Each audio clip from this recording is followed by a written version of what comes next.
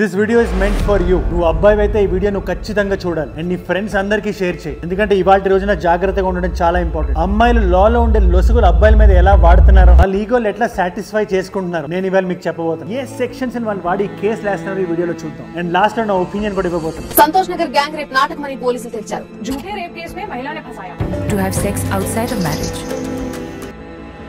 छेड़खानी के आरोप को सरबजीत सिंह ने खारिज किया है. सरबजीत ने कहा कि उन्होंने रास्ते से हटने को बस कहा था. वहीं सरबजीत के पिता ने भी आरोपों को नकार दिया. false sexual assault accusation that led to a man's death. लड़की ने ऐसे ही अपनी मीठी बातों से साजिश का एक जाल. फर्जी रेप केस में लोगों को फंसाने का एक फतेहाबाद में झूठा बलात्कार का आरोप There are many more false rape.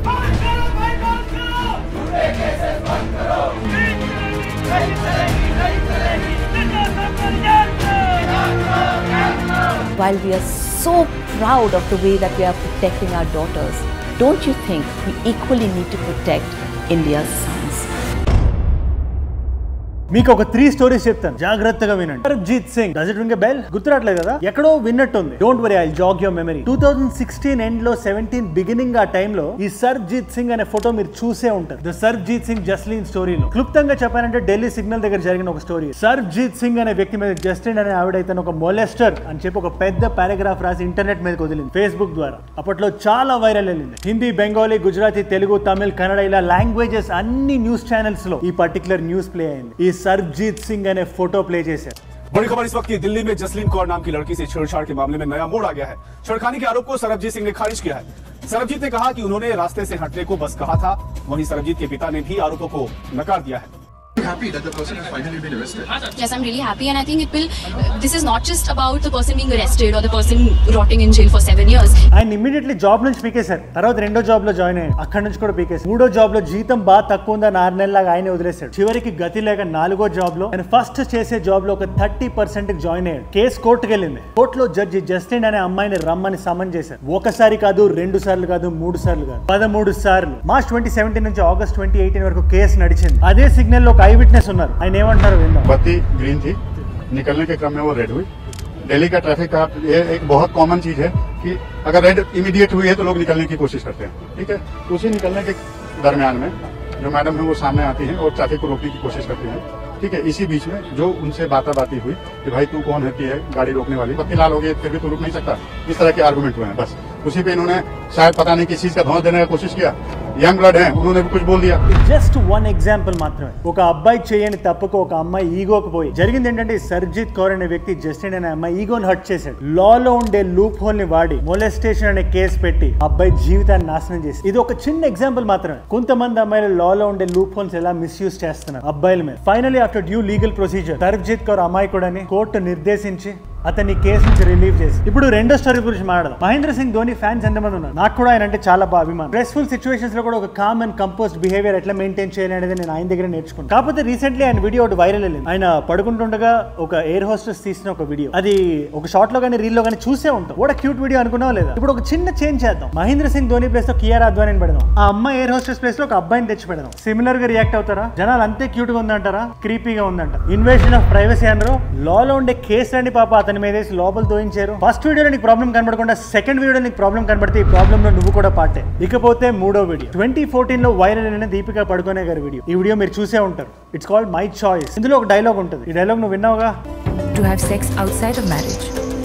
ఇప్పుడు ఇదే డైలాగ్ ని ఇదే మాడ్యులేషన్ తో దీపికా పడుకునే బదులు రణ్వీర్ సింగ్ అన్నారనుకోండి కదా. ఆయన అనలేరు. ఎందుకంటే అది ఆ టైం సెక్షన్ 497 ప్రకారం చేస్తే ఇట్స్ లీగల్ అఫెన్స్. అడల్టరీ కిందకు వస్తుంది. అంటే ఒక మగాడ్ outside of marriage if he has sex with another women and తన వైఫ్ కంప్లైంట్ చేస్తే లోపల. చిత్రం ఏంటంటే ఇది అమ్మాయిలకు వర్తించదు. ఇవాల్టి వీడియో ఈ టాపిక్ గురించి. లాలో ఉండే లూప్ హోల్స్ అమ్మాయిలు అబ్బాయిల మీద ఎలా వాడుతున్నారో చెప్పడానికి, ఇంకా సింపుల్ గా చెప్పాలంటే జాగ్రత్తగా ఉండడానికి, ఈ ఇంజస్టిస్ ని వాయిస్ అవుట్ చేయడానికి. మన సౌండ్ 0.01% ఉన్నా పర్వాలేదు. మన సౌండ్ ఉంటే అదే చాలు. 5 సెక్షన్స్ గురించి డిస్కస్ చేద్దాం. That women are misusing, that you can be a prey to. ఇది నీకు కూడా జరగదు. తమ్ముడు జాగ్రత్త.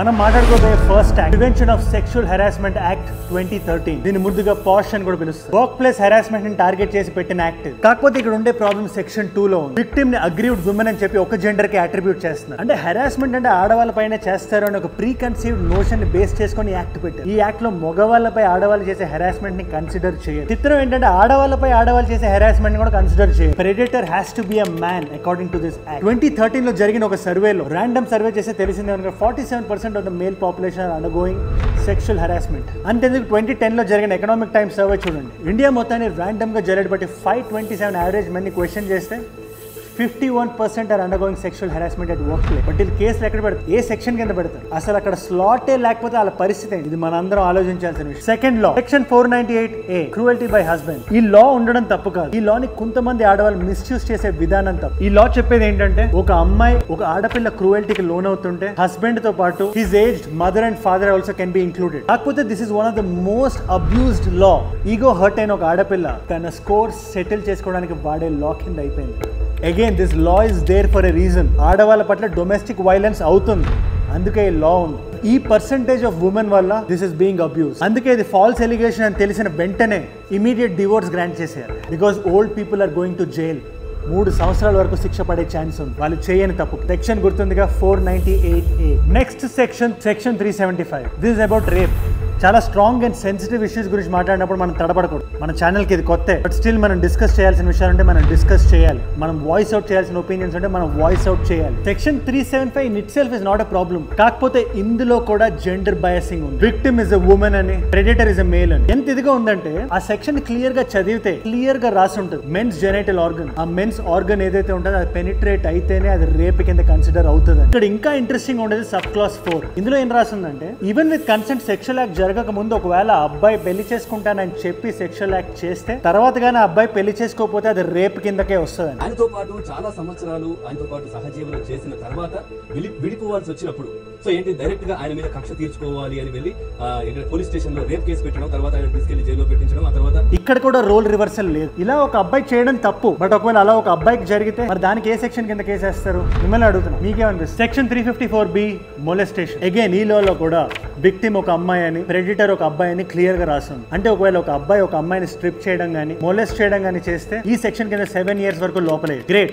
కాకపోతే ఇదే ఒకవేళ ఒక అమ్మాయి అబ్బాయి చేస్తే, ఒక 30 సంవత్సరాలు పైబడిన ఆవిడ ఒక మైనర్ అబ్బాయి మీద ఇది చేస్తే, స్ట్రిప్ చేస్తే, మొలెస్ట్ చేస్తే ఏ కేసు కింద బుక్ చేస్తే, ఏ కేసు కింద లోపలేస్తే? Again there are no answers. And ఈ సెక్షన్ ని కూడా మిస్యూజ్ చేసే వాళ్ళు చాలా మంది ఉన్నారు. దీనికి ఆన్సర్ ఎవరికి చెప్పి? Section 354 outraging modesty. ఇందులో బిగ్గెస్ట్ లూప్ హోల్ ఏంటంటే ఇందులో వర్బల్ అబ్యూస్ కూడా ఉంది. అంటే ఒక అబ్బాయి అమ్మాయి మాటలు అనుకుంటే అందులో బూతులు ఉంటాయి. ఒక లెవెల్ దాటితే తిక్కరేగితే అమ్మాయి అబ్బాయిని మూసేది, అదే అబ్బాయికి తిక్కరేగితే తడిగుడ్డు వేసుకొని కూర్చోవడం తప్పితే ఏమీ చేయలేదు. It's a fact. ఎందుకంటే ఈ సెక్షన్ కూడా అబ్బాయి ఫీలింగ్స్ ని పరిగణలోకి తీసుకోదు. రీసెంట్ గా జరిగిన ఎగ్జాంపుల్ చెప్పి, బీహార్ లో ఇలాగే ఒక అబ్బాయి మీద ఒక అమ్మాయి 354 వేసి ఇన్వెస్టిగేషన్ లో తేలింది ఏమంటే వీరిద్దరు బాయ్ ఫ్రెండ్ గర్ల్ ఫ్రెండ్ అని, వీడికి ఒక లెసన్ నేర్పిద్దామని కేసు వేసిందని అమ్మాయి ఓపెన్ గా చెప్పింది. అగైన్ ఇలాంటి ఫేక్ ఎలిగేషన్స్ నుంచి అబ్బాయిని కాపాడేది. ఫైనల్ గా నా ఒపీనియన్ చెప్పారంటే లీగాలిటీలో చేంజెస్ తీసుకురావాలి. ఇవి మనకంత అవేర్నెస్ లేనప్పుడు ఎప్పుడో రాసిన సెక్షన్ లేదు. ఇందులో తెలుసో తెలియకో అబ్బాయిని కన్సిడర్ చేయలేదు. But there is a reason for that. ఈ అబ్బాయిల మీద జరిగే హెరాస్మెంట్ అమ్మాయిల మీద జరిగే హెరాస్మెంట్ తో కంపేర్ చేస్తే తక్కువ ఉండదు, ఒక చిన్న పర్సెంటేజ్ ఉండదు, బట్ ఉంది. అట్ ద సేమ్ టైం అమ్మాయిల మీద జరిగే అత్యాచారాన్ని మనం డిస్క్రెడిట్ చేయకూడదు. You need to respect that. మన అందరం ఈక్వల్ రైట్స్ తో ఉంటేనే ఈ కంట్రీ ఫ్యాబ్రిక్ స్ట్రాంగ్ గా ఉంటుంది. ప్రతి అమ్మాయికి మనం ఇవ్వాల్సిన రెస్పెక్ట్ ఇవ్వాలి, అలాగే మనకి దక్కాల్సిన రెస్పెక్ట్ దక్కాలి. కొన్ని చేంజెస్ జరిగితే చాలు. ఈ సెక్షన్ అన్నిట్లో మ్యాన్ అనే ప్లేస్ లో పర్సన్ రాసి, హస్బెండ్ అనే ప్లేస్ లో స్పౌస్ రాసి, ఇలాంటి మైనర్ కరెక్షన్స్ చేస్తే కొన్ని వేల మంది అబ్బాయిలు సేవ్ అవుతారు. అందుకే ఈ కాజ్ కోసం నా గలం విప్పా. ఈ కాజ్ కి నా వాయిస్ ఒక 0.01% యాడ్ చేసినా ఐ విల్ బి ప్రౌడ్. ఎప్పుడు చెప్తుంటానుగా, ఇంత పెద్ద కమ్యూనిటీని బిల్డ్ చేసింది ఎందుకు? మన కంట్రీ మీద ఉండే లవ్ అండ్ ఎఫెక్షన్ చూపించకపోతే ఎలా? All of us we need to rise above inequalities, rise above gender bias, rise above hate. ఏ చూడంటే మనం